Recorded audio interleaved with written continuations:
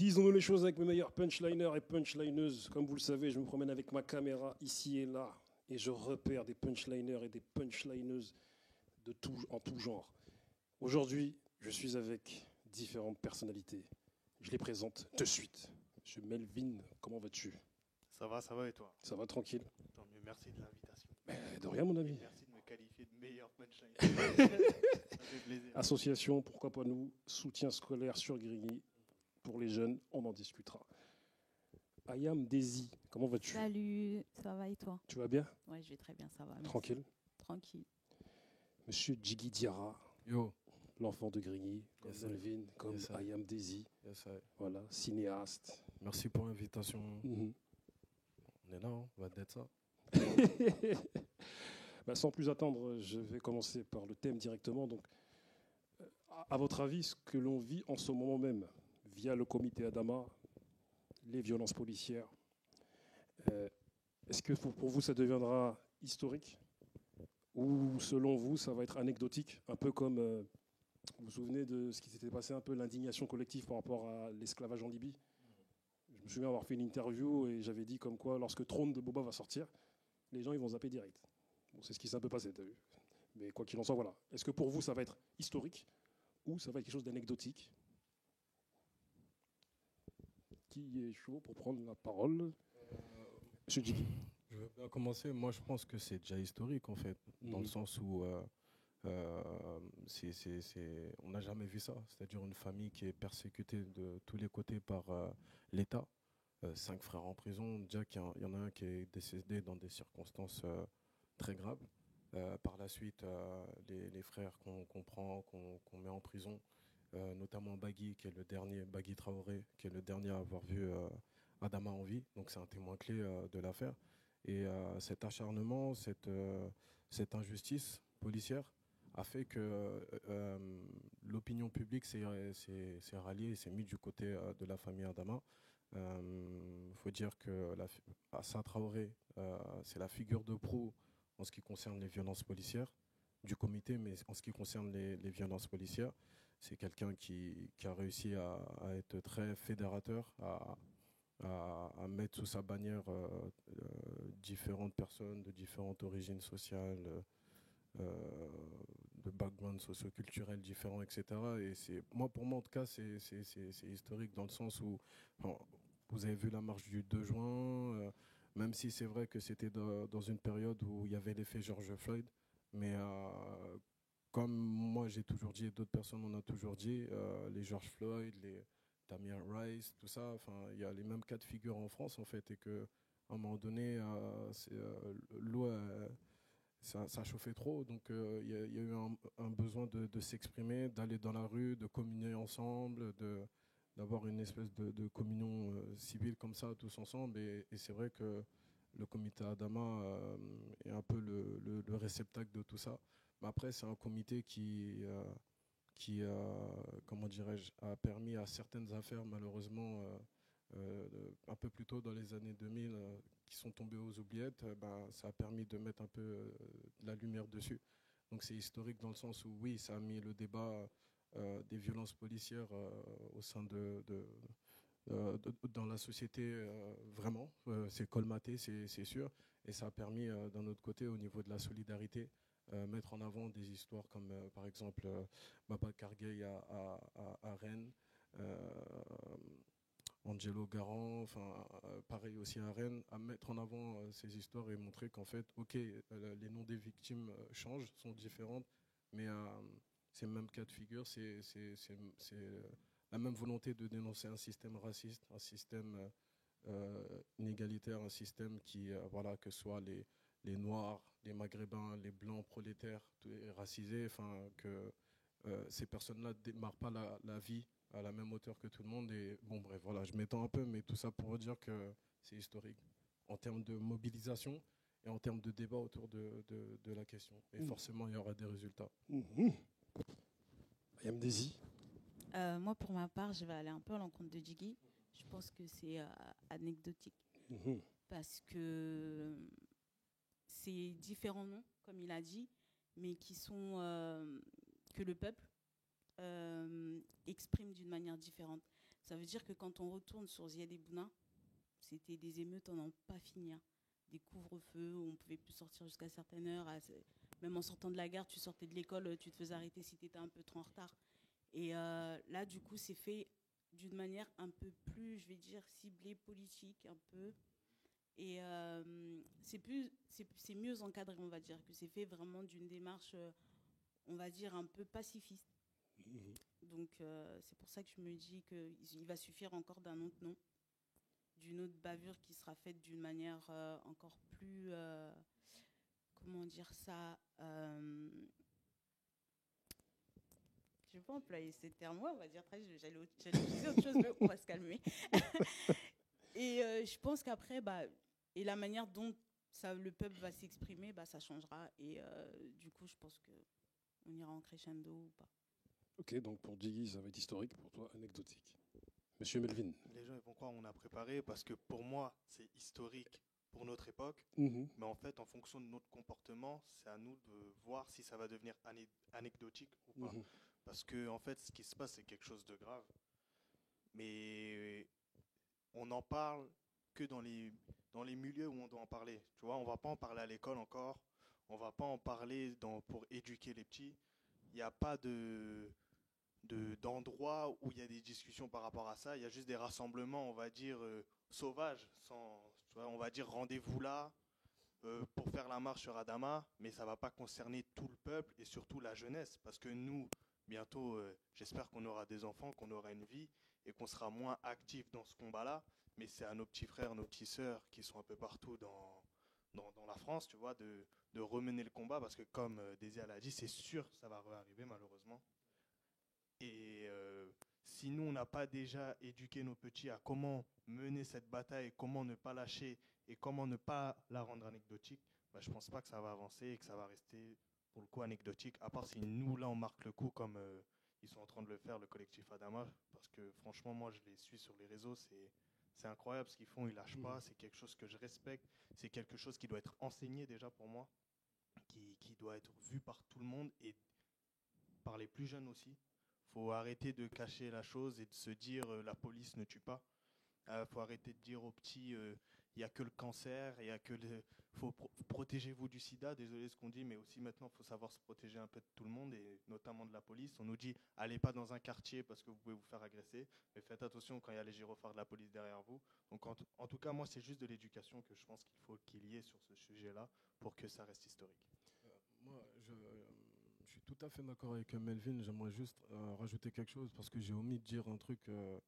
En fait, quand je disais historique, c'était aussi dans le sens où l'État, il est en train de transpirer H24 quand il entend le nom Adama Traoré, quand il entend violence policière, en fait. C'est en ça que c'est historique. C'est le monstre, la justice française est vraiment poussée, on va dire presque bientôt dans ses derniers retranchements. Ils sont en train de se gratter la tête, ils ne savent plus. Quand on envoie les frères en prison comme ça, sans motif vraiment solide, c'est que, voilà, il y a un moment donné, c'est que l'affaire, la famille, la sœur, les soutiens ont réussi quand même à un coup de force qui est de reconnaître qu'on est dans un État raciste, fondamentalement raciste, et qui fait que certaines de ces officines gouvernementales ou institutions, dont la police et la gendarmerie, sont racistes, et la famille demande juste justice et vérité. Ça fait 4 ans. Et ils en peuvent plus, tu vois, ils en peuvent plus. Et c'est historique dans le sens où ce comité, il est la continuité de mouvements qui étaient déjà là avant. Je pense à, par exemple, le comité Vérité et Justice pour Lamine Dieng. Dernièrement, ils ont eu une victoire, je crois, si je ne me trompe pas, c'est CEDH, tu vois, qui a reconnu que la faute, en tout cas, de la police française dans la mort de Lamine Dieng, par son âme. Je pense également à Samir Ilyes qui fait. Voilà, migration banlieue. Exactement. Donc c'est historique dans le sens où c'est une continuité de faits qui sont passés justement des antécédents, enfin dans le passé. Et, c'est historique de ce côté-là aussi. Mais je rebondis sur certaines choses que vous avez dites. Tu as parlé du fait que les jeunes ne sont pas. Enfin, tu trouves qu'il n'y a pas forcément de jeunes assez impliqués. Mais je sais que lors des rassemblements du 2 juin ou du 13 juin, ce qui, moi, m'a surpris lorsque je me suis rendu sur place, c'était justement l'engouement des jeunes. C'est-à-dire que moi, j'ai l'impression que les jeunes, les jeunes d'une certaine génération sont comme en manque de cause. Et du coup, ils se sont appropriés cette cause. Et j'ai l'impression qu'ils se sont appropriés cette cause parce que le comité Adama a rendu, ça va être bizarre ce que je vais dire, mais il a rendu le combat contre les violences policières hype. Voilà, mais c'est ça, c'est dangereux. Mais ça, Melvin, je pense qu'on va être d'accord, ça c'est dangereux parce que le mois de juin, au niveau mondial, il a été vraiment intense en termes de. On a fait que parler de ça. N'oublions pas que la vidéo de Assa sur Instagram, elle a été vue 1 million de fois. Oui, c'est-à-dire que, comme je vous le dis, je me suis rendu sur place, j'ai vu énormément de jeunes, en plus de toute teinte. Tu vois. Mais complètement. Mais vite fait, Melvin, ce que je voulais dire, c'est que faut pas que ce soit trendy, tendance. Il faut vraiment que les gens ils se sentent concernés par la chose. C'est comme ce que tu disais en introduction avec l'esclavage en Libye. En plein Tripoli centre, il y a des ventes d'esclaves comme ça.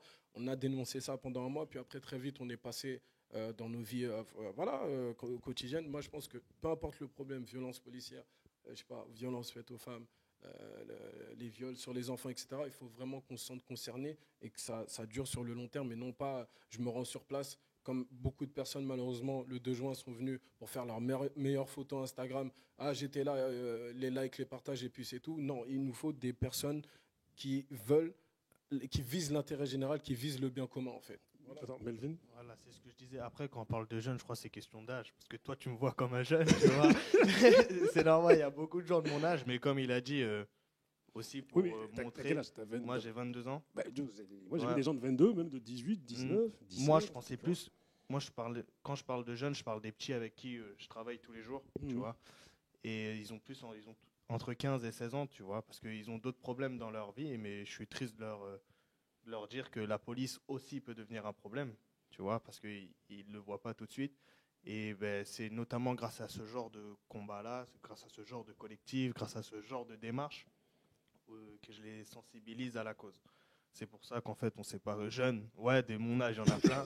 Mais en gros, je ne veux pas que mes petites 15-16 ans, ils aillent dans ces marches-là. Comme il a dit, c'est parce qu'ils vont aller, ils n'ont pas encore le recul nécessaire pour comprendre ce qui s'est passé. Moi, je veux juste qu'ils réalisent en fait qu'il y a quelque chose. C'est comme nous, quand on était petits, moi, les émeutes de... Je m'en rappelle, j'avais 7 ans, je crois. En 2005, tu vois. 2005, voilà, j'avais 7 ans. Et je m'en rappelle. En gros, je veux juste faire comprendre aux petits que quand ils vont grandir, qu'ils n'oublient pas que nous, notre génération, elle a vécu quelque chose de malade. George Floyd, Adama Traoré et tout. Et c'est quelque chose de dingue qui s'est passé. Et comme ils sont dans d'autres matrices, les petits, ils ne réalisent pas que la police, ça sera un problème pour eux. C'est pour ça que je te parlais de jeunes. Et ouais, je disais justement parce que ce mouvement a été un peu rendu hype, viral sur les réseaux sociaux. La twittosphère s'en est mêlée. On connaît les gens de Twitter, il ne faut pas les toucher. Et ils ont ciblé plusieurs personnes, dont cette tranche d'âge des jeunes qui se sont rendus à la manifestation juste pour snapper, dire qu'ils étaient là, faire des photos, des selfies, et puis après ils attendaient que le soleil se couche pour commencer à casser et tout. Et je me dis qu'en fait, ils vont plus pour l'image que pour la vraie cause. Mais est-ce que...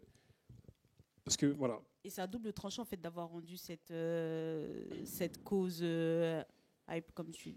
Parce qu'on sait que par rapport à ce combat, il y a tout un visuel. C'est-à-dire, voilà, Assa en Égérie, voilà, il y a tout un visuel avec tout ce qui va avec, tu vois, avec le fait qu'il y a un message, il y a une figure.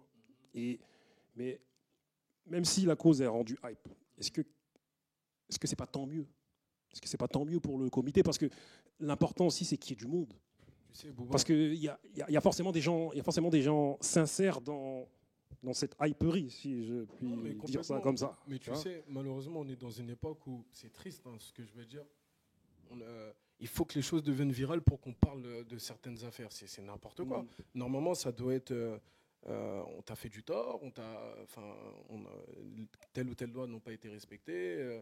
Voilà, justice te sera rendue. Mais il y a tellement d'exemples. Là, j'en ai peut-être pas dans l'immédiat, mais il y a tellement d'exemples de... par exemple, prenons l'affaire de la petite Émilie Diakité à Avignon, qui pendant 2-3 ans avec sa famille vivait l'enfer, avec des voisins racistes, les plus racistes du monde, si on veut.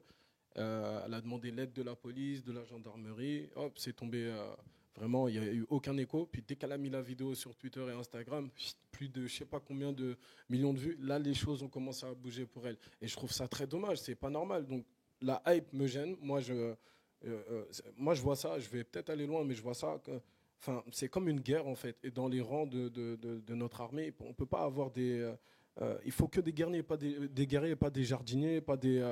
voilà, quoi. Mais est-ce que ce que tu dis n'est pas une utopie? Parce que forcément, on vit dans ce monde où on communique par les réseaux, et forcément, il y aura des gens qui, à un moment donné, vont vouloir surfer sur... Je ne suis pas d'accord. Après, je laisse la parole à Melvin. Ce sera une utopie si nous, gens, on va dire, qui encadrons ces comités, ces événements, voilà, Melvin, il fait du soutien scolaire, d'autres font, je ne sais pas, plein de choses. Il faut investir les milieux où il y a ces personnes, faire de l'éducation populaire. On ne peut pas se contenter seulement de, par exemple, l'éducation nationale où... je vais vous donner un exemple. Comme un petit veut être footballeur, il ne peut pas se contenter de ce qu'il fait seulement dans son club. Il faut qu'il court à côté, il faut qu'il ait une bonne hygiène de vie, etc. Et bien là, c'est pareil. Aller en manif, c'est bien, mais il faut se documenter, il faut lire, il faut faire des recherches, il faut t'entourer de personnes qui sont véritablement concernées. Et là, je pense que les choses iront. Je ne sais pas, Melvin. Melvin, tu voulais rebondir sur ce qu'il dit ou... Moi, au contraire, je pense pour aller à une manif, il ne faut pas forcément se cultiver.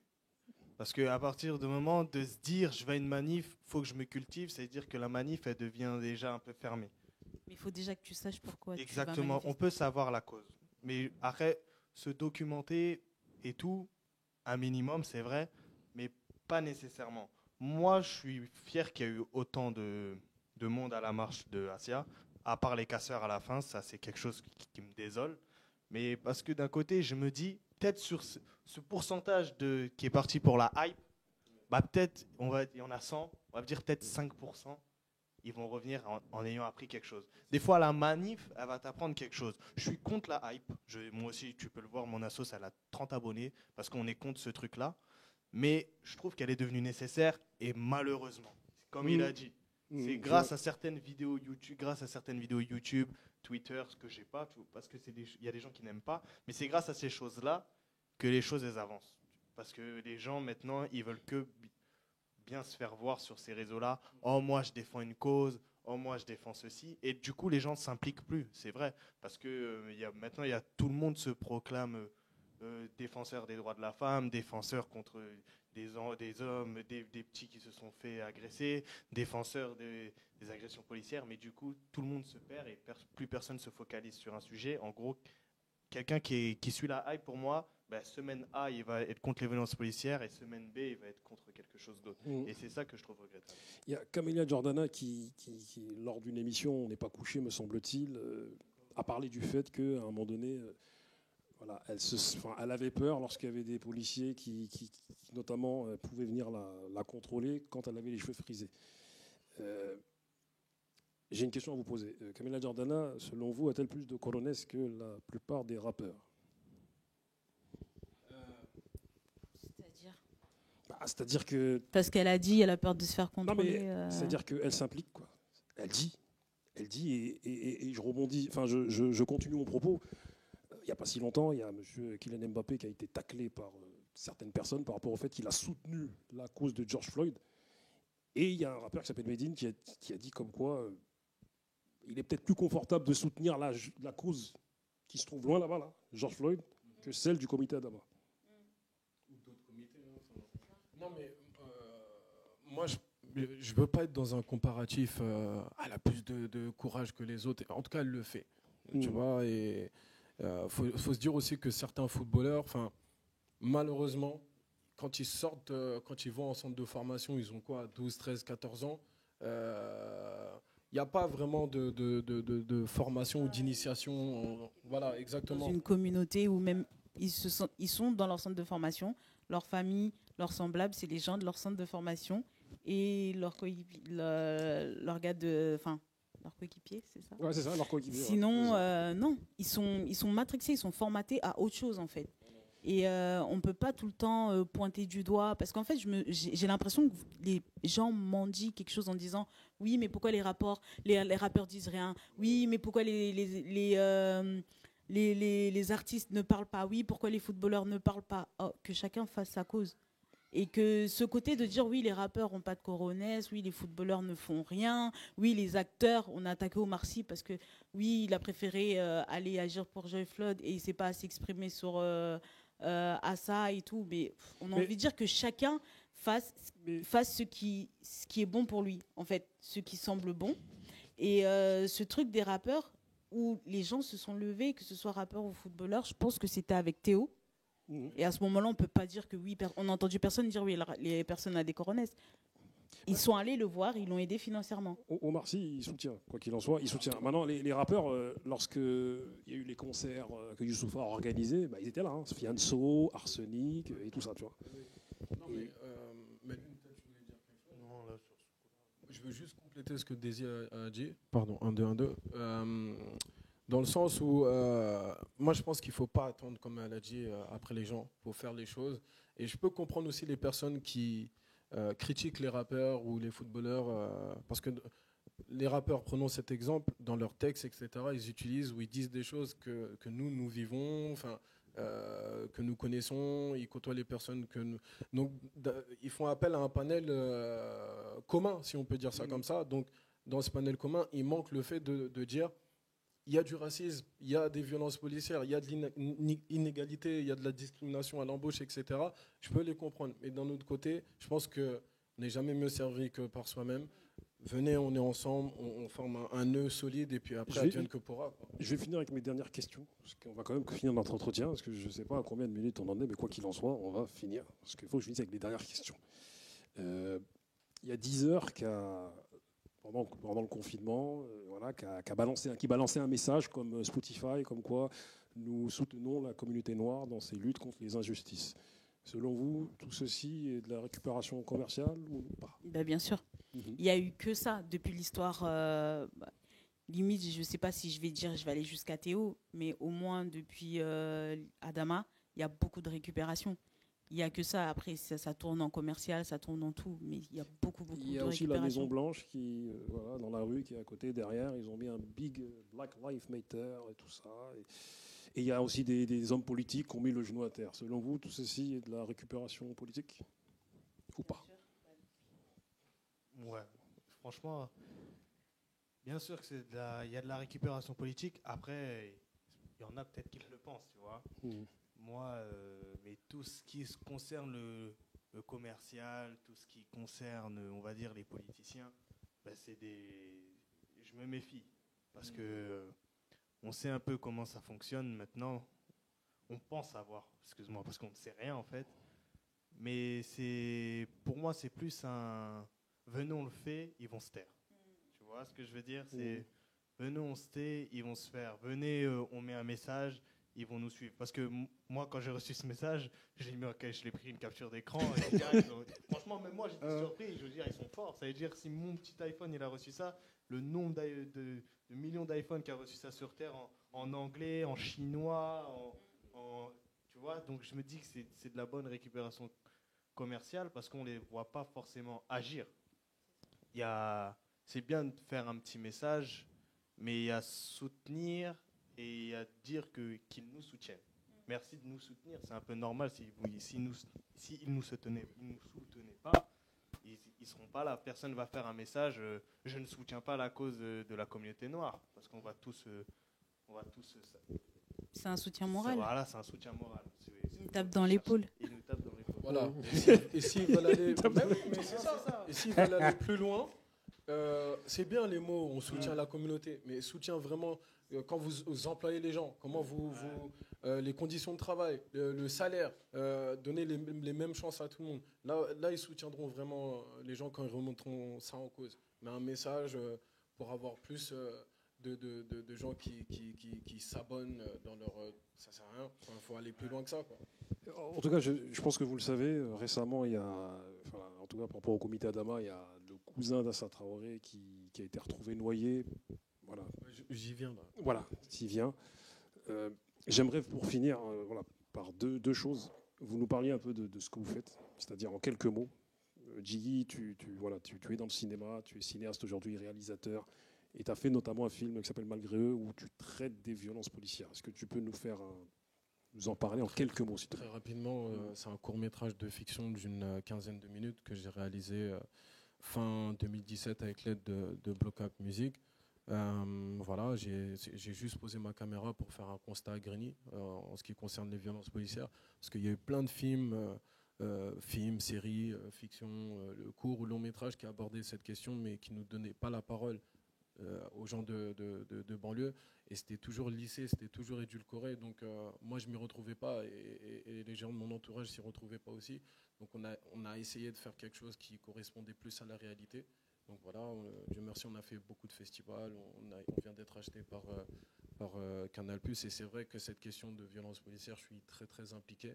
Que ce soit au sein du comité Adama, que ce soit au sein du comité Lamine Dieng. Enfin, j'essaie Sabri qui vient de décéder à Argenteuil aussi. Et là, Amadou Fofana à Noisy-le-Grand. Enfin, voilà, j'essaie vraiment si je peux aider, j'aide, quoi. Voilà. Ayam Desi. D'ailleurs, allez sur son Instagram, sur les réseaux. Madame fait pas mal de choses. Elle exprime pas mal de choses. Ouais, je fais un peu de tout. Voilà, elle fait un peu de tout. Elle est dans le make-up aussi. Donc, si vous avez besoin de gens là pour vous make-upper là. C'était ma maquilleuse sur mes 3 films. Exactement. J'en ai fait 3 et Daisy, à chaque fois je l'appelle. C'est ma maquilleuse en fait. Tous les films que j'ai fait, c'était elle, ma maquilleuse. En tant que réalisateur, après acteur. Ouais, c'est compliqué le cinéma. On va le dire, hein, en tant que make-up black. Et Diggy m'a dit, t'inquiète, on va défoncer les portes ensemble. Dans le cinéma, tu vas y entrer, vouloir ou pas. Donc voilà. Mais j'ai mon jumeau aussi dans un clip qui s'appelle Trop vieux pour toutes ces conneries, qui a été maquillé, qui a été vieilli par madame, tu vois. C'est mon frère jumeau qui rappait à l'époque, tu vois. C'est un mec, un rappeur, tu vois. Toi-même, tu es une enfant de Grigny. Ouais. Et aujourd'hui, tu as vu, comme le dirait un de mes amis qui s'appelle Idrissa, on est à même à faire des expertises sur les quartiers en vérité.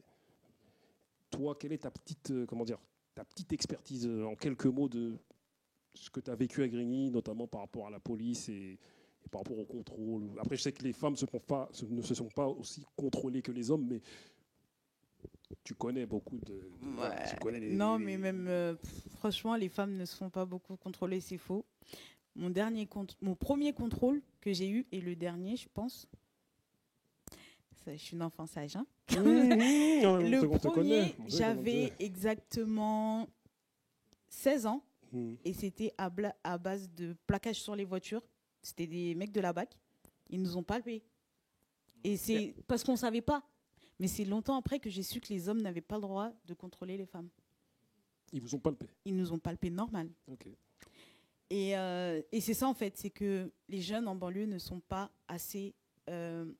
renseignés, éduqués sur ça. On n'a pas d'informations. C'est comme moi la dernière fois, devant le travail, il y a encore la BAC, ils sont venus, ils ont plaqué des jeunes et tout. Ils leur ont demandé quoi? Donnez-nous le téléphone, vous nous avez filmé sur le dernier contrôle. Et les petits, ils ont dit non, ils lui ont fait quoi? Ouais, vas-y, donne ton téléphone, mets ton code. Moi, j'étais à côté. À un moment donné, je suis là, je regarde, je suis en train de serrer. Et je m'approche du petit, je fais, tu sais que tu n'es pas obligé de faire ça? Il doit t'emmener au poste pour ça et avoir une dérogation spéciale pour pouvoir entrer dans ton téléphone. J'ai dit, mais pas ton code. Il me dit, ouais, mêlez-vous de vos affaires. Je suis en train de travailler. Je suis en train d'apprendre la justice et la loi à un jeune. Et le jeune, il a dit, bah non, je ne vous le donne pas alors et tout. Ils l'ont laissé partir. Heureusement que tu étais là, madame. Tu vois. Bah, j'étais au bon endroit, mais... C'est ça, c'est important de les jeunes manquent d'informations. Ils ne connaissent pas forcément leurs droits et... on veut leur marteler leurs devoirs dans la tête, mais on ne leur donne pas leurs droits. C'est vrai. Donc voilà. Monsieur, tu fais partie ou tu es l'initiateur de l'association Pourquoi pas nous, qui fait du soutien scolaire pour les jeunes en primaire sur Grigny. Et aussi, tu poursuis des études pour devenir professeur dans le 16e, là-bas, là, tu vois, donc de Grigny au 16e, toi, tu connais deux mondes différents. Justement, par rapport à ça, avant de parler de l'association, moi, dans ma vie, j'ai été un peu privilégié des contrôles de police, on va savoir pourquoi, mais les seules fois où je me suis fait contrôler, c'était dans les abords de Grigny avec mes amis, va savoir pourquoi, tu vois. Et c'est là que, quand je suis arrivé, parce que j'ai vécu un an dans le 16e, je ne peux pas vous raconter, et quand je suis arrivé dans le 16e, je suis sorti en jogging, comme si j'étais habillé à Grigny, comme d'habitude, en mode un peu sportswear, comme on dit, avec une valise et tout. Et je suis sorti, j'ai vu la police, j'ai dit ah zut, tu vois, première chose, zut. Et ben tu sais ce qu'ils m'ont dit dans le 16e? Bonjour monsieur, comment allez-vous, tu vois. Et je leur ai dit merci, je vais bien. Ils m'ont dit par contre, vous ne pourrez pas prendre le prochain métro parce qu'on va le fermer. Tu vois, et j'étais un peu surpris de ce truc-là, tu vois, parce que j'étais jeune, hein, je devais avoir 17 ans. 17 ans, et à chaque fois, comme elle a dit, quand la police, on les voit, généralement, c'est pour réprimander. Ils arrivent en courant, ils font leur malin, ils crient. Voilà, c'est des bad boys. Et quand tu vas dans un autre domaine où les policiers sont plus apaisés, on dirait là-bas, on ne sait pas ce que prennent nos policiers ici, mais là-bas, ils sont plus apaisés et c'est des policiers comme ça qu'on veut voir en fait. Parce que des fois, le 402 ne va plus passer. Ça serait bien que soit un agent de médiation ou un policier vienne nous dire ouais, excusez-moi, vous ne pourrez pas prendre le prochain bus. Ici, la police, elle vient parce que les contrôleurs les ont appelés. Quelqu'un ne veut pas payer son ticket, ils arrivent en mode cow-boy, c'est une pauvre dame, et ils arrivent à mal parler et des fois à se moquer des personnes parce que les personnes ne parlent pas forcément français. Tu vois. Et c'est deux mondes de police. Et c'est quelque chose qui m'agace fortement. Et pour revenir à moi, voilà, ouais, comme tu as dit, j'ai un enfant de Grigny comme tout le monde ici.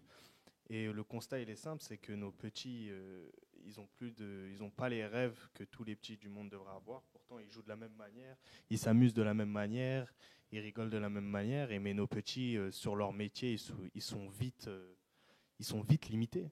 Ils sont vite limités, c'est triste à dire. Alors que ils ont les capacités de faire beaucoup de choses, sauf que personne ne leur dit. Donc nous, avec mon association, ça veut dire, ou association, ça veut juste dire mes potes et moi, tu vois.